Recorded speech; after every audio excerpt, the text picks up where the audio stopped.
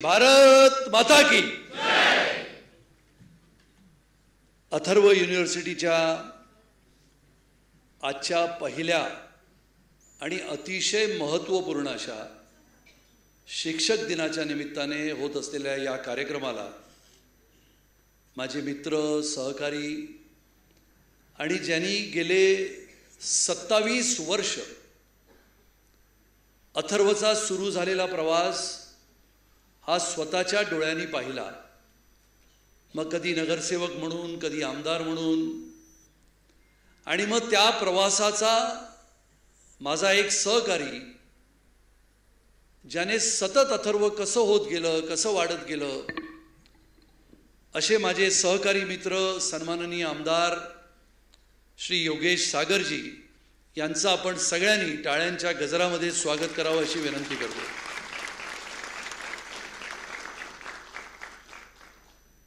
सन्माननीय कर्नल राजे सर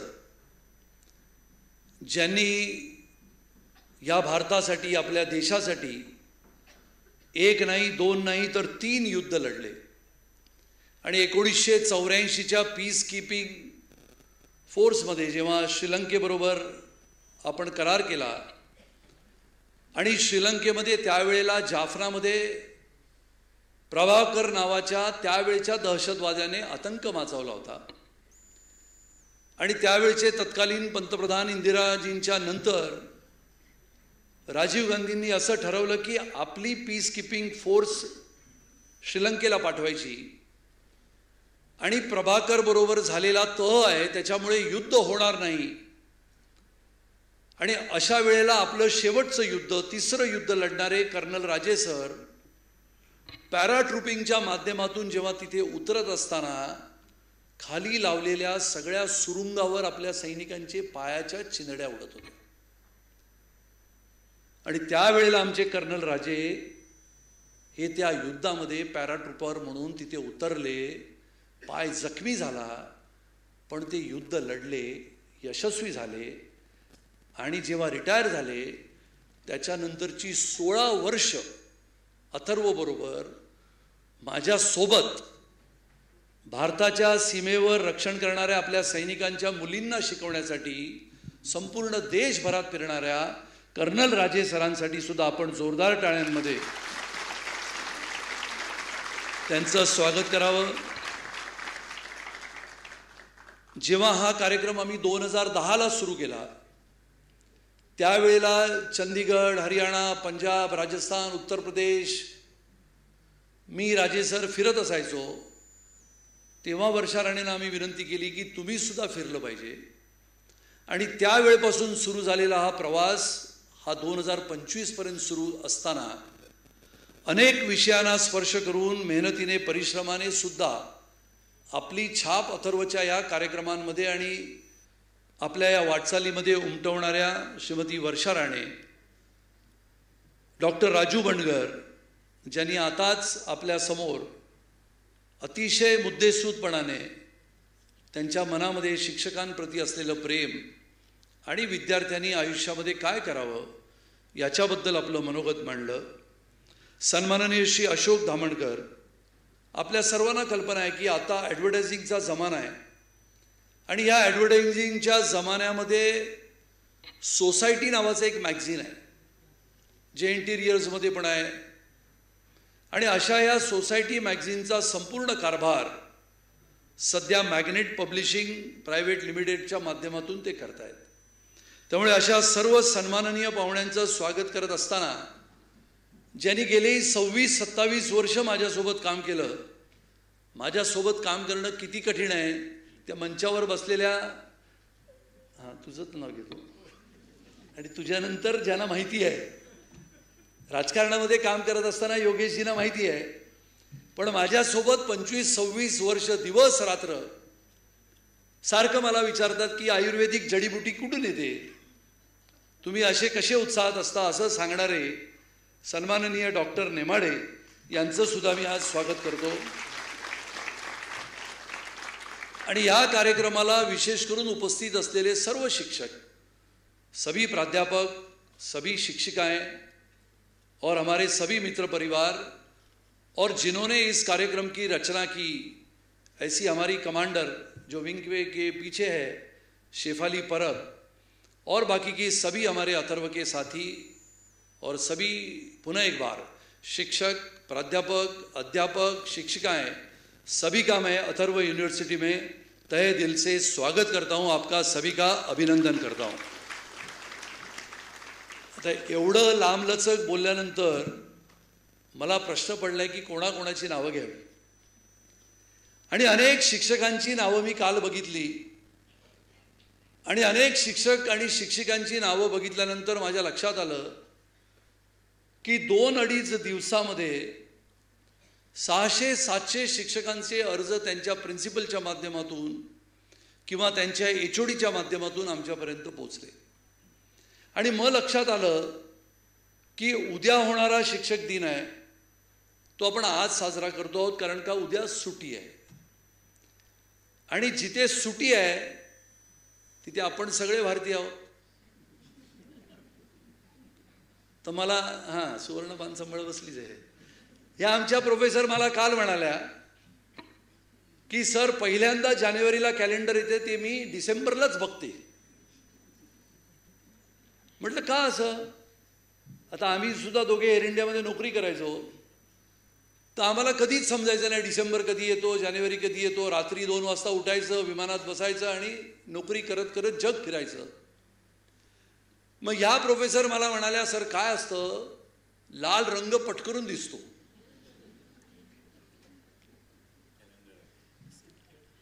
कॅलेंडरवरचा लाल रंग, आता अंजना म्हणून आमची आणखीन एक कमांडर आहे, तिच्या सगळ्या साड्यांचा रंग लालच असतो। तर म्हटलं का असं? तर म्हणाले छुट्टी मिळती आहे, आणि म्हणून छुट्टी मिळती आहे याचं उत्तम उदाहरण आज आपण ज्यांच्या कल्पकतेने, ज्यांच्या विचाराने हा शिक्षक दिवस आपण साजरा करतो आहोत, ते स्वर्गीय डॉक्टर सर्वपल्ली राधाकृष्णन यांच्या विचारांना खऱ्या अर्थाने मी आज आदरांजली अर्पित करतो। मग त्यांची अनेक भाषणं त्यावेळची जेव्हा आपण काढून वाचतो, आणि त्यांचा आज मी एक फोटो बघितला ज्यामध्ये त्यावेळचे तत्कालीन पंतप्रधान स्वर्गीय डॉक्टर जवाहरलाल नेहरूजी यांच्या खांद्यावर त्यांनी हात ठेवला। पंतप्रधान असताना एखाद्या उपराष्ट्रपती पदाच्या व्यक्तीने पंतप्रधानाच्या खांद्यावर हात ठेवणं याचा अर्थ त्यांच्यावर असलेला विश्वास। म्हणजे 1952 ते 1962 हा पहिला कालावधीमध्ये ते उपराष्ट्रपती होते। डॉक्टर सर्वपल्ली राधाकृष्णन यांचा जन्म 1888 ला झाला, आणि जिनको इतिहास पता है 1888 से लेके 1988 तक, अगर 100 वर्षों का इतिहास अगर हम देखते हैं तो पता लगता है कि बहुत सारे महापुरुषों का जन्म उसी कालखंड में हुआ है। और सर्वपल्ली राधाकृष्णन का जन्म के पश्चात, यानी हिंदुस्तान आज़ाद होने के बाद या हिंदुस्तान को आज़ादी मिलने के पहले, जब स्वतंत्र सैनिकों ने अपने प्राणों का बलिदान करने के पश्चात हिंदुस्तान अगर आज़ाद होता है, तो ऐसे भी विचारवंत थे, ऐसे भी शिक्षा के विधितज्ञ थे जिनके विचार के आधार पे हिंदुस्तान बना है। आणि म्हणून आपल्या सगळ्यांच्या मनामध्ये येतं की 5 सप्टेंबर हा शिक्षक दिन का केला गेला। त्यांना एकदा विचारलं गेलं की तुमचा जन्मदिवस है 5 सितंबर, तो उन्होंने कहा कि मेरा जन्मदिन अगर 5 सितंबर है तो मुझे लगता है कि मेरा ये जन्मदिवस, मैं पहले उपराष्ट्रपति बना, फिर मैं राष्ट्रपति बना, डॉक्टर राजेंद्र प्रसाद के पश्चात दूसरे राष्ट्रपति बनने का मान अगर किसको मिला था तो हमारे डॉक्टर सर्वपल्ली राधाकृष्णन जी को मिला था। ये हम सभी ने सोचने की आवश्यकता है।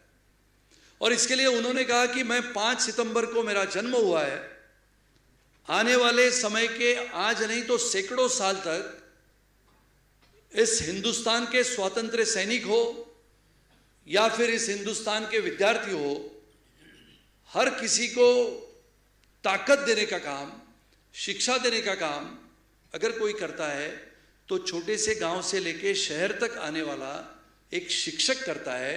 इसके लिए मेरे जन्मदिन को आने वाले समय में आपने शिक्षक दिन कहलाना चाहिए, ऐसे डॉक्टर सर्वपल्ली राधाकृष्णन जी का कहना था। इसके लिए सब लोग आज जो यहाँ पर उपस्थित है वो सभी लोगों के मन में है कि शिक्षक दिन हम मनाते हैं, शिक्षकों का स्वागत करते हैं। हर विद्यार्थी को ये लगता है कि मेरा शिक्षक कैसा हो। ज्यांनी ज्यांनी शिक्षकांच्या माध्यमातून, शिक्षणाच्या माध्यमातून आपलं भवितव्य घडवण्याकडे लक्ष दिलं, अशा सर्व शिक्षकांचा आपण आज म्हणजे पूर्वसंध्येला स्वागत करतोय, त्यांना वंदन करतोय आणि शिक्षणाच्या क्षेत्रामध्ये आपण पुढे जाण्याचा, संपूर्ण भारताला पुढे नेण्याचा जो प्रयत्न करतोय त्याचंच एक उत्तम उदाहरण जे मी म्हटलं की छुट्टी है। आणि छुट्टी ह्याचं कारण असं आहे की मी अनेक वेळेला आमच्या सुद्धा अध्यापकांना सांगतो की होय, आपण भारतामध्ये जन्मलो, मग आपण टीचर झालो, 180 डेज टीचिंग, 180 डेज हॉलिडे। आता 180 डेज टीचिंग, 180 डेज हॉलिडेज मध्ये जग पुढे गेलं।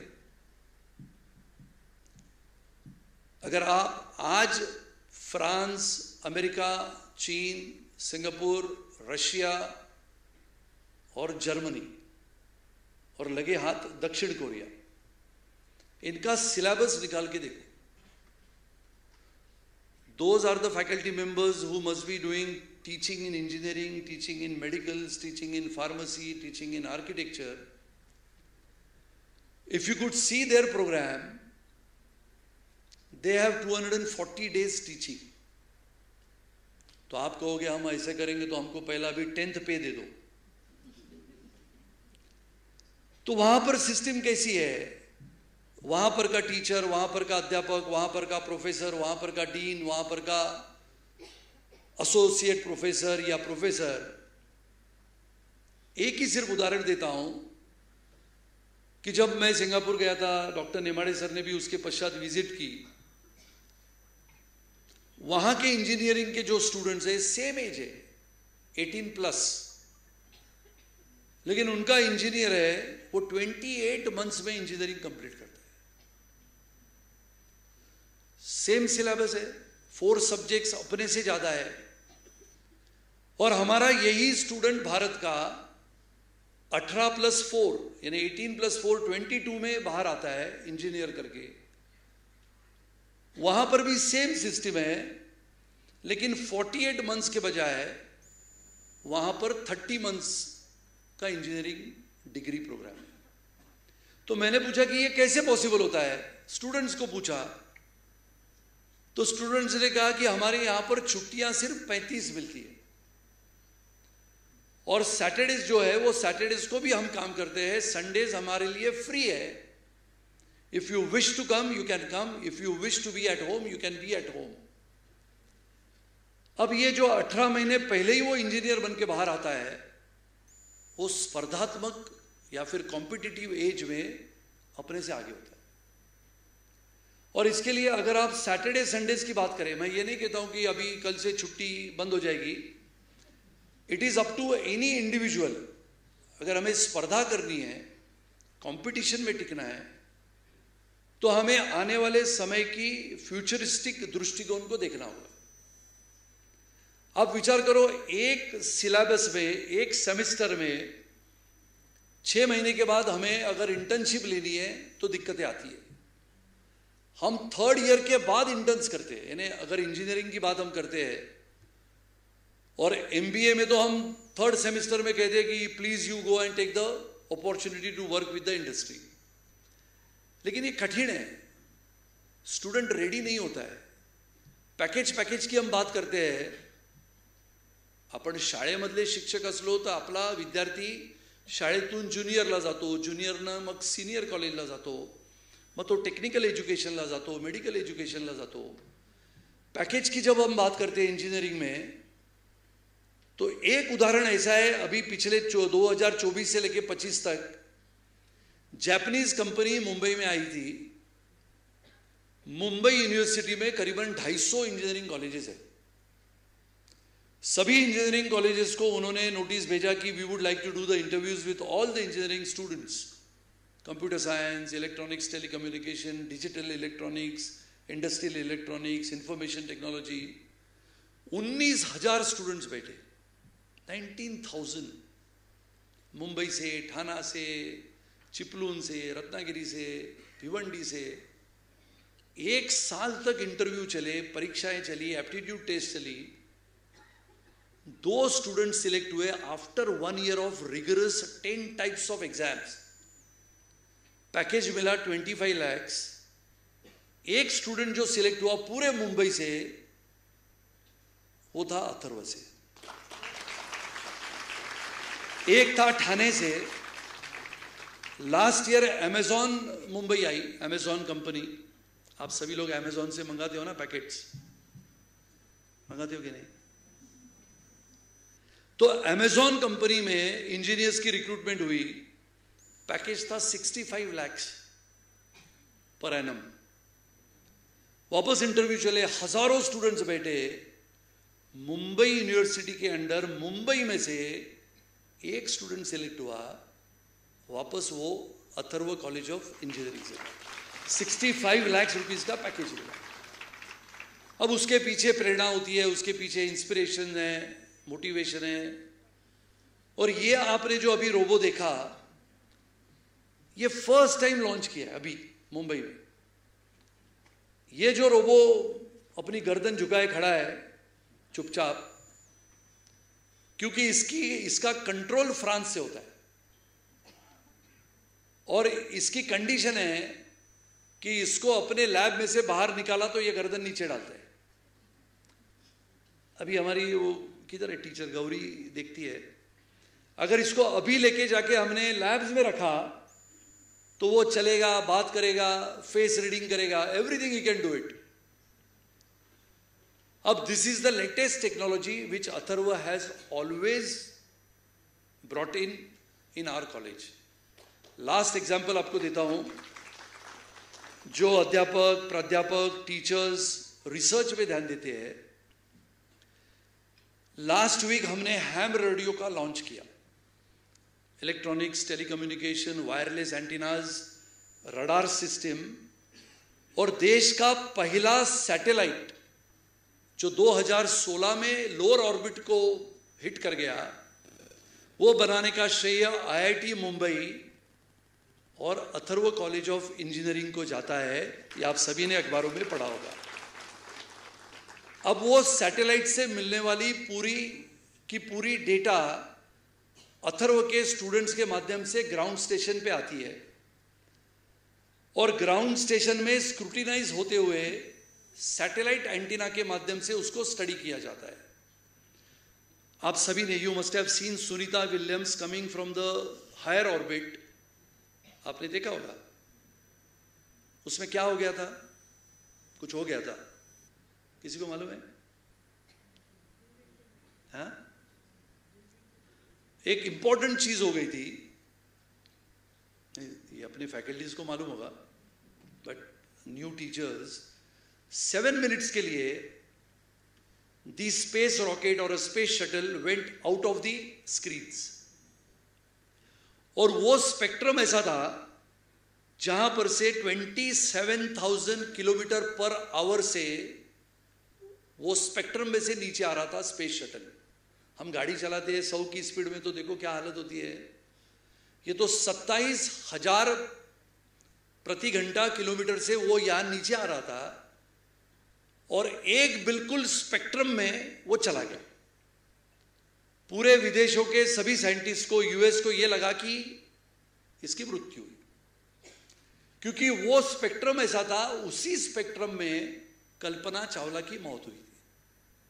तो ये सब प्रयोग सैटेलाइट एंटीना के माध्यम से, हैम रेडियो के माध्यम से कम्युनिकेशन होता है। डॉक्टर कुलकर्णी सर यहां पर बैठे हैं और मुझे लगता है कि शिखा मल्लिक हमारी टीचर है, वो आजकल उस पर ध्यान देती है। और हैम रेडियो अभी हमने लॉन्च किया। कितने कॉलेजेस में है हैम रेडियो? नॉट सिंगल,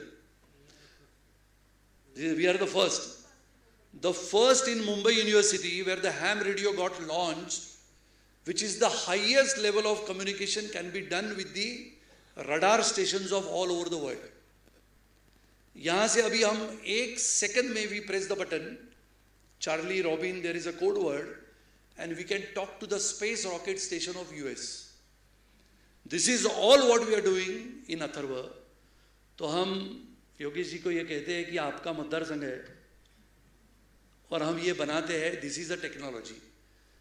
और मैं आप सब जो प्राध्यापक अध्यापक अलग अलग कॉलेजेस से यहाँ पर आए हैं, when I have started 26 years back, those days मैंने एक टैगलाइन रखी थी कि 25 या 30 वर्ष के बाद anybody who will come to Maharashtra, Mumbai, we say आप मुंबई आते हो तो गेटवे ऑफ इंडिया पे चले जाओ, ये हमारे भारत का द्वार है.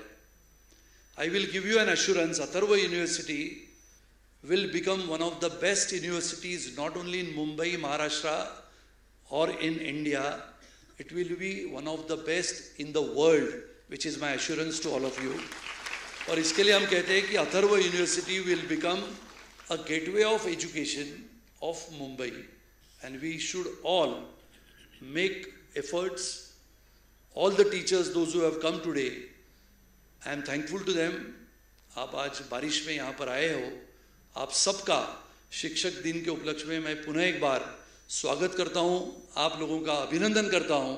और आज का ये कार्यक्रम हम आगे और उसी दिशा में लेके जाए जहां पर हमारे शिक्षकों के माध्यम से इस देश का भवितव्य, जिसको हम इंटेलेक्चुअल कैपिटल कहते हैं, वो हमारा विद्यार्थी आज ऐसा बने कि भारत अमेरिका के पीछे न रहते हुए भारत अमेरिका के आगे रहे. और आज जो ये हमारे स्टूडेंट्स हैं, ग्रेजुएट होने के बाद अमेरिका की दिशा में जाते हैं, वो न जाते हुए अमेरिका का विद्यार्थी भारत की दिशा में आए, ये प्रार्थना हम करते हैं. इसके लिए आप सबको धन्यवाद. जय हिंद, जय महाराष्ट्र.